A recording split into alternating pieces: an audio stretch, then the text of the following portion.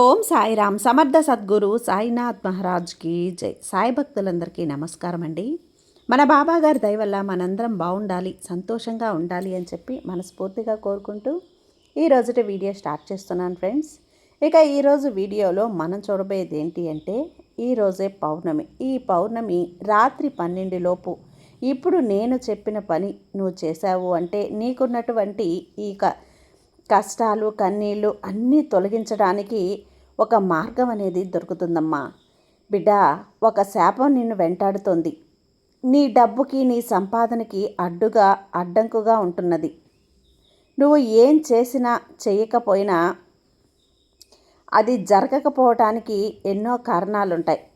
నువ్వు ఎన్ని కష్టాలు కన్నీళ్ళు పడడానికి కారణం కూడా ఆ శాపమే తల్లి. ఆ శాపమే నిన్ను వెంటాడుతూ ఉంది. ఆ శాపాన్ని వెంటనే తొలగించుకోకపోతే చాలా పశ్చాత్తాపడతావు, లేదంటే చాలా బాధపడతావు. ఆ బాధ వర్ణనాతీతంగా ఉంటుందమ్మా. ఆ శాపం మామూలు శాపం కాదు. దాన్ని నువ్వు వెంటనే తొలగించుకోవాలి అంటే నీ జీవితం బాగుంటుంది. ఈ పౌర్ణమి అంతా కూడా నీకు, ఈ కొత్త సంవత్సరం అంతా కూడా బాగుంటుంది. ఈ పౌర్ణమి రోజున నువ్వు దీన్ని తొలగించుకోవాలి. ఖచ్చితంగా ఈరోజు రాత్రి 12 లోపు నీకు తొలగించుకునేటువంటి అవకాశం వస్తుంది. ఈ సంవత్సరం అంతా కూడా నువ్వు నీ జీవితాంతం, నీ ఊపిరి ఉన్నంత వరకు కూడా నీ జీవితం బాగుంటుంది. లేదంటే మాత్రం అష్ట కష్టాలు తప్పవమ్మా. కాబట్టి నువ్వు వెంటనే నీ బాబా చెప్పేది విని అర్థం చేసుకొని చెప్పినట్లు చెయ్యమ్మా అని చెప్పి బాబాగారు అయితే మన కోసం ఒక మంచి సందేశాన్ని తీసుకొచ్చేసారండి.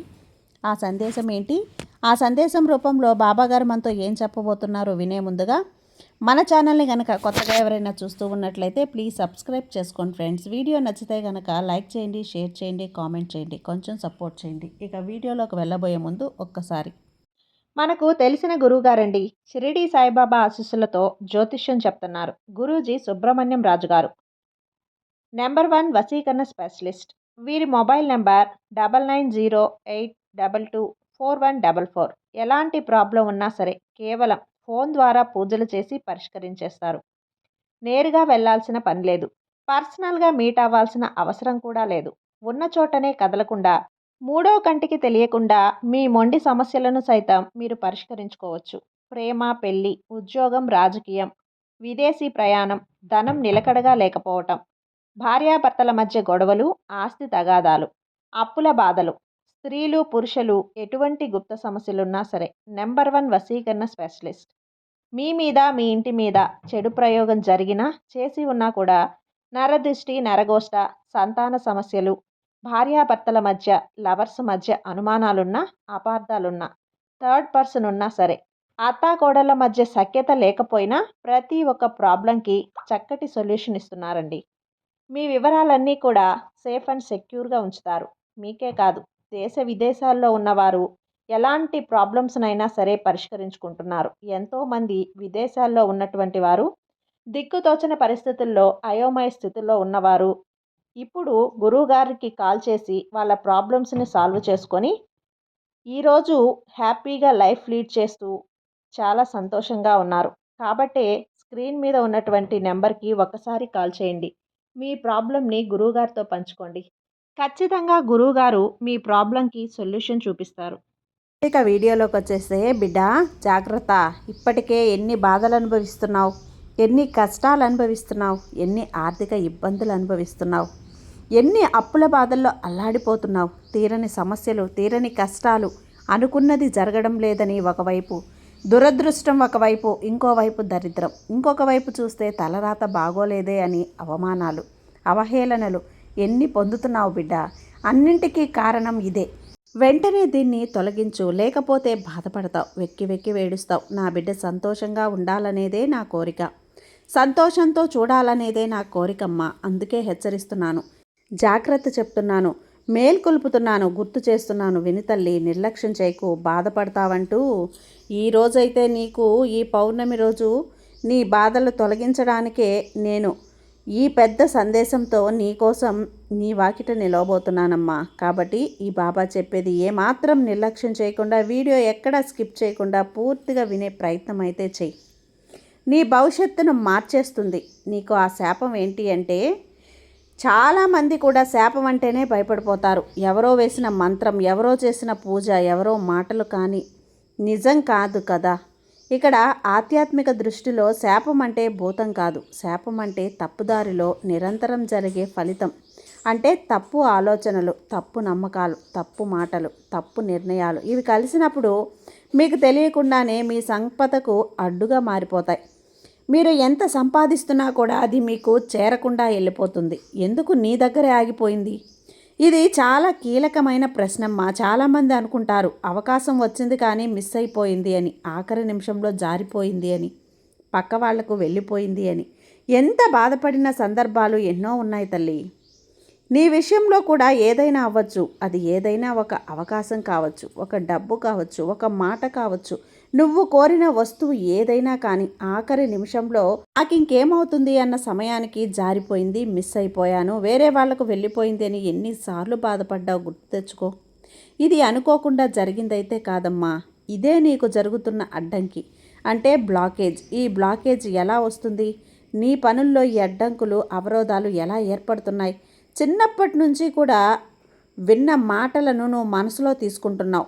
పేదవాళ్ళం, డబ్బు మనకు సెట్ కాదులే, పదే పదే వచ్చిన వైఫల్యాలు, ఇంట్లో ఎప్పుడూ కూడా కొరత మాటలు, ఏమీ లేవు అన్న కొరత మాటలు, కలిసే సమయంలో గట్టి నమ్మకాలు పడతాయి.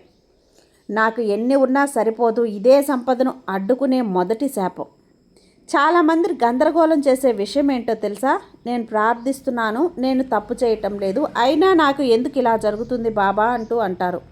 అయితే ఇక్కడ వినుబిడ్డ, ఈ బాబా ఆశీర్వాదం ఇవ్వటానికి నేనెప్పుడూ సిద్ధంగానే ఉంటానమ్మా. కానీ నీ మనసు స్వీకరించడానికి సిద్ధంగా ఉండదు. పాత భయాలు నీలో, పాత నమ్మకాలు, పాత గాయాలుంటాయి. ఇవన్నీ నీ మనసులో ఉన్నంత వరకు కూడా కొత్త ఆశీర్వాదం నీకు నిలవదు. అందుకే బాబా ముందు డబ్బు ఇవ్వడు బిడ్డ, ముందు మనసును శుద్ధి చేస్తాడు. మాటల ద్వారా ఇచ్చే శాపం చాలా చాలా ముఖ్యమైనటువంటి విషయం ఇది. చాలామంది మిస్ చేసే భాగం కూడా. ఈరోజు నువ్వు ఇలా అనుకుంటూ ఉన్నావు, నా జీవితం ఇలా ఉంటుంది, ఎందుకు ఇలా ఉంటుంది అని. నాకెప్పుడు కూడా అదృష్టం లేదే, డబ్బు నా దగ్గర నిలవదే. నువ్వు అది సరదాగా అన్నా కూడా నీ మనసు దాన్ని గట్టిగా తీసుకుంటుందమ్మా.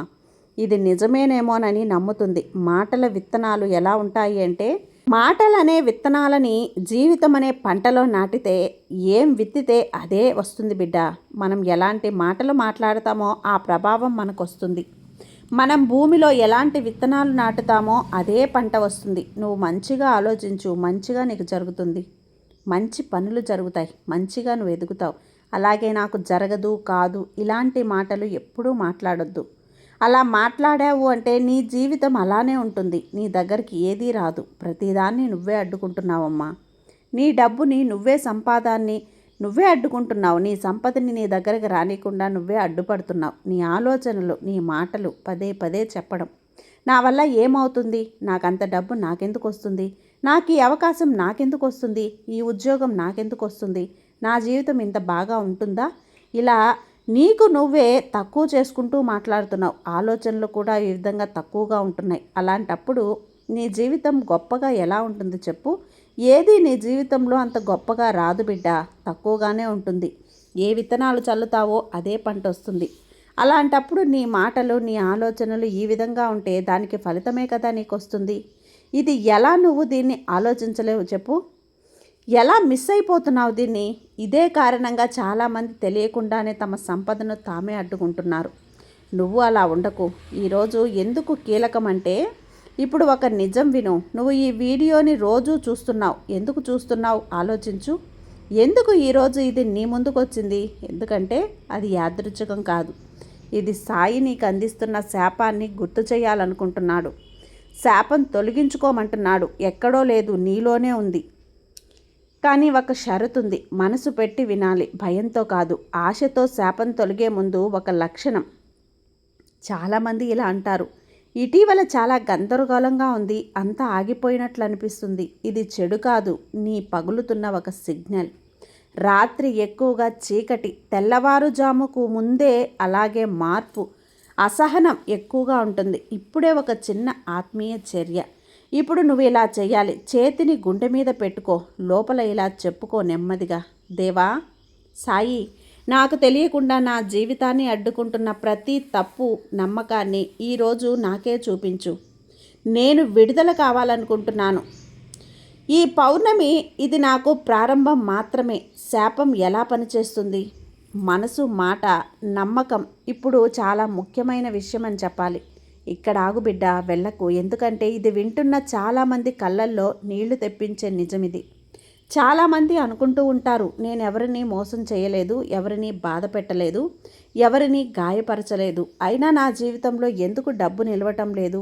ఇదే ప్రశ్న బాబా ముందు ఎన్నోసార్లు అడిగావు కదా. కానీ ఈరోజు నీకు చెప్పాలనుకుంటున్నాడు. ఆ నిజం ఏంటంటే, మీ సంపదను అడ్డుకుంటున్న శాపం బయట నుంచి వచ్చింది కాదు తల్లి, నీ మనసులో నెమ్మదిగా ఏర్పడింది. అవును, ఎవరైనా నిన్ను శపించాల్సిన అవసరం లేదు, ఎవరిని బాధ పెట్టాల్సిన అవసరం లేదు. నీ మీద పనిచేస్తున్న శాపం మీ నోటి నుంచి నువ్వే పలికిన మాటల వల్ల ఏర్పడుతుంది. ఒక్కసారి గుర్తు తెచ్చుకో. నువ్వేమనుకుంటున్నావు? నా జీవితం ఇంతే, డబ్బు నాకు ఎప్పుడూ నిలవదు, నేను పేదవాడినే, మా ఇంట్లో ఎవరికీ ఎదుగుదల లేదు, మాకు అదృష్టం లేదు, ఈ మాటలే అనుకుంటూ ఉన్నావు కదా. ఇవి ఆత్మలో పడిపోయిన విత్తనాలు. సాయి చెప్పిన సత్యమేంటో తెలుసా? మాటకు శక్తి ఉందమ్మా. మాట జీవాన్ని నిర్మిస్తుంది, మాటే శాపంగా మారుతుంది. నువ్వు బాధలో చెప్పిన ప్రతి వాక్యము నీ భవిష్యత్తు మీద ముద్ర వేసింది. ఇది వినగానే ఇప్పుడు నువ్వు భయం వేయచ్చు, కానీ ఇది శుభవార్త కూడా. ఎందుకంటే నువ్వే శాపాన్ని తెచ్చుకుంటున్నావంటే నువ్వే దాన్ని తొలగించుకోగలవు కదా. ఆ దారి కూడా నీ చేతిలోనే ఉంది. ఇప్పుడు ఇంకొక లోతైన నిజం చాలామందికి కూడా తెలియదు. ప్రార్థన చేస్తారు, పూజిస్తారు, దేవుణ్ణి తలుస్తారు, దైవ నామస్మరణ చేస్తారు. ప్రార్థన అయిపోయిన తర్వాత కూడా అదే మళ్ళీ నెగిటివ్ మాటలు మాట్లాడుతూ ఉంటారు. అదేంటో తెలుసా? ఈ ప్రార్థనతో, పూజతో కట్టిన దాని మాటలతో కోల్చడం. ఒక చేతితో సాయిని పిలుస్తూ ఇంకో చేతితో ఆశీర్వాదాన్ని తిప్పికొట్టడం. అందుకే ఈరోజు సాయి నీతో ఇలా అంటున్నాడు, నువ్వు ప్రార్థన చేసే ముందు నీ మాట మార్చు. ఇంకొక ముఖ్యమైన విషయం, నీ సంపదను అడ్డుకునే శాపం భయంతో కూడా వస్తుంది. డబ్బు వస్తేనే పోతూ ఉంటుంది భయం. ఏదైనా బిజినెస్ స్టార్ట్ చేసినట్లయితేనే కదా, బిజినెస్ పెట్టినట్లయితే ఫెయిల్ అవుతాము అనే భయం. అవకాశం వస్తే కూడా ముందుకు వెళ్ళలేమేమో అన్న భయం. ఈ భయం ఎక్కడి నుంచి వచ్చింది? గతంలో ఏదైనా నష్టాల నుంచి, అప్పుల నుంచి, అవమానాల నుంచి. కానీ విను తల్లి, గత అనుభవాలు నీ భవిష్యత్తుకు సాయి కాదు. నిన్ను నష్టపోయావు, కానీ రేపు కూడా అదే జరుగుతుంది అని ఎవరు చెప్పారమ్మా? సాయి చెప్పేదేంటో తెలుసా? నీ నిన్నటి కథ నీ రేపటి హద్దు కాదు. ఇప్పటి వరకు నీ జీవితంలో డబ్బు రాకపోవటం జరిగింది అంటే అది నీ శాపం కాదు, ఒక అలవాటు. అలవాట్లు మారితే ఫలితాలు మారుతాయి. ఇప్పుడు సాయి నీకు ఇచ్చే మొదటి విముక్తి ఏంటో తెలుసా? నీ నోటికి విముక్తి, నీ మనసుకు విముక్తి, నీ నమ్మకాలకు విముక్తి. ఇప్పుడు ఒక చిన్న ఆత్మీయ విరామం బిడ్డ. నువ్వు ఈ మాటలు నెమ్మదిగా మనసులో అనుకో. నా జీవితం శాపంతో కాదు, సాయి ఆశీర్వాదంతో నడుస్తుంది. డబ్బు నాకు శత్రువు కాదు, అది నాకు సాయి ఇచ్చే ఒక సాధనం. నేను పేదవాణ్ణి కాదు, నేను మార్గం మధ్యంలో ఉన్నాను. ఈ మాటలు వింటుంటే నీ హృదయంలో ఏదో కదిలితే ఇదే విముక్తి మొదలు. శాపం పూర్తిగా ఎలా తొలగించుకోవాలి? సాయి మార్గం ఇప్పుడు చాలా నిశ్శబ్దంగా ఉంది, విను. ఇది సాధారణ మాటలు కాదు, ఇది విముక్తి లక్షణం. ఇంతవరకు నువ్వు ఒక విషయం అర్థం చేసుకున్నావు. కానీ మీ సంపదను అడ్డుకుంటున్నది దేవుడు కాదు, అదృష్టం కూడా కాదు, ఎవరు వేసిన మంత్రం కాదు, తంత్రం కాదు, నీ మాటలు, నీ భయాలు, నీ నమ్మకాలు. కానీ శుభవార్త ఏంటో తెలుసా? సాయి ఎప్పుడు నీ శాపాన్ని కొనసాగించడు, విముక్తిని కోరుకుంటాడు. అందుకే ఇప్పుడు సాయి నీకు 3 తలుపులను తెరుస్తున్నాడు. 1, ఒప్పుకోలు విముక్తి. ఎక్కడ మొదలవుతుందో తెలుసా? నిన్ను నువ్వు నిందించుకోవటం కాదు, నిజాన్ని ఒప్పుకోవటం. దేవుడి ముందు ఇలా చెప్పటం, సాయి ముందు ఇలా చెప్పటం, మనసులో ఇలా నెమ్మదిగా అనుకోవటం. నెమ్మదిగా నీ నోటి నుంచి, తెలియక నుంచి వచ్చిన జీవితాన్ని నేనే పరిమితం చేసుకుంటున్నాను, నెగిటివ్ మాటలు మాట్లాడాను, భయంతో నిర్ణయాలు తీసుకున్నాను, దయచేసి నన్ను క్షమించు. ఇవో ఒక ఒప్పుకోలు నీ ఆత్మ మీద ఉన్న భారాన్ని తగ్గిస్తుంది. చూడు, చాలామంది ఇక్కడే ఆగిపోతారు, కానీ సాయి ఇంకా ముందుకు తీసుకెళ్తున్నాడు. తలుపు 2 తెరవబోతున్న శాపాన్ని విరిచే మాట. ఇప్పుడు చాలా ఒక శక్తివంతమైన మెట్టు దగ్గర ఉన్నావమ్మా. అలాంటి మాటతో వచ్చిన శాపం మాటలతోనే పోతుంది. నువ్వు ఈ మాటలు శాపంతో, విశ్వాసంతో చెప్పాలి. నా జీవితంలో డబ్బును అడ్డుకుంటున్నటువంటి ప్రతి నెగిటివ్ మాటను, ప్రతి భయాన్ని, ప్రతి పరిమితి నమ్మకాన్ని నేను ఈ క్షణమే తిరస్కరిస్తున్నాను. ఇలా చెప్పినప్పుడు ఏదైనా నీ మనసులో ఒక భావన అనేది వస్తే భయపడకు. అది ఆత్మలో జరుగుతున్న మార్పు. ఇప్పుడే చాలామంది లోపల బరువు తగ్గినట్లు అనుభూతి చెందుతారు. నీకు చెందిందా బిడ్డ? ఇదే మొదటి విముక్తి, మొదటి సంకేతం. స్వీకరించడం.